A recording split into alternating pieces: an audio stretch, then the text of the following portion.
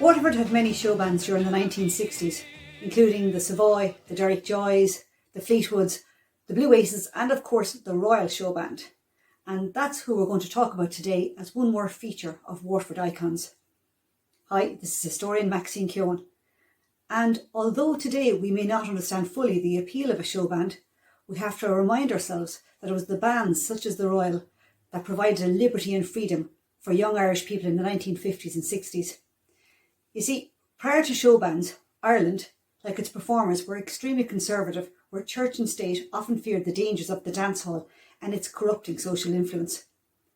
The Royal Showband follows the success of the Clipper Carlton, the band that is credited with starting a new and exciting way of presenting music. According to the website, the Irish Showband, the Royal came roaring out of Waterford and took the entire country by storm, setting records for attendance, which remain to this day.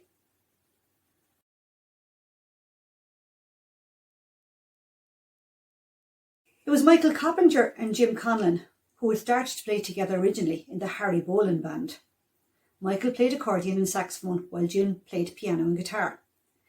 They wanted to play pop and rock music, and they roped in Charlie Matthews, Tom Dunphy and Jerry Cullen. All of the band were from Waterford. Michael, Charlie and Jerry were all from Ardwara in Ferrybank, and Jim Conlon came from the Cork Road.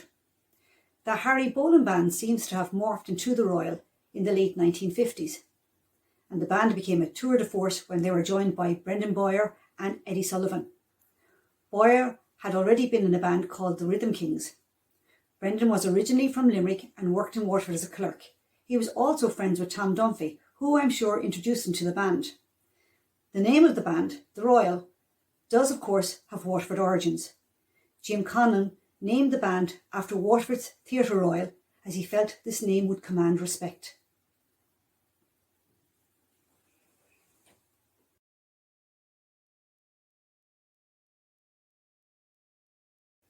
The Royal Showband began to gig about 1958, but as most of the band had day jobs, they could only perform at the weekends.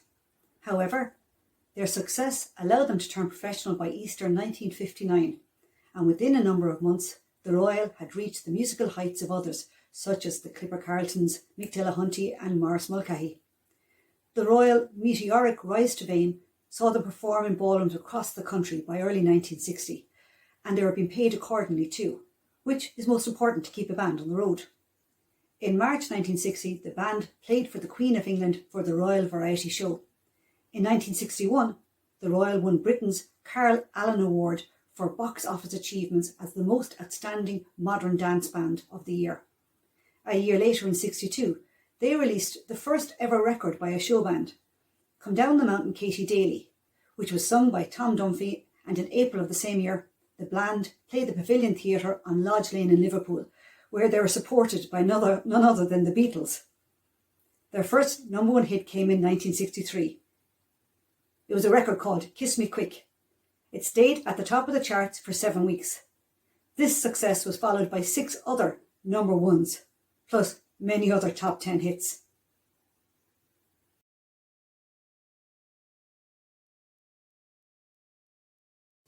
"1965 was another memorable year for the Royal Showband. They released a single, I Ran All the Way Home, and they also released a single that they would be forever associated with, and that was the Hucklebook. And I think everybody from Waterford knows that song as it continues to be sung to generation after generation. The Hucklebook had been a minor US hit for Chubby Checker, but was enormously successful for the Royal. It topped the Irish charts. The lure of the bright lights of Las Vegas began to call, and the Royal started to perform in Las Vegas in 1967, where they played the Desert Inn and the Stardust Hotel on the Vegas Strip. It was in Vegas during the 1970s that Brendan caught the eye of Elvis Presley, who made a dream come true for the Waterford man by attending one of the Royal's shows. By 1968, the Royal were spending 6 months of the year in Las Vegas. The Royal played their last Las Vegas gig in July 1971. Brendan Boyer and Tom Dunphy continued to perform in Las Vegas for many years to follow. With such success, you can be in no doubt that the Royal Showband deserves to be known as a Waterford icon. Thank you. This is historian Maxine Keoghan. Hey fellas! ready? Yeah, yeah. Get set. Yeah, yeah. Now go. Here we go, loop-de-loop. Here we go, loop-de-line. Here we go, loop-de-loop. Oh, a Saturday night.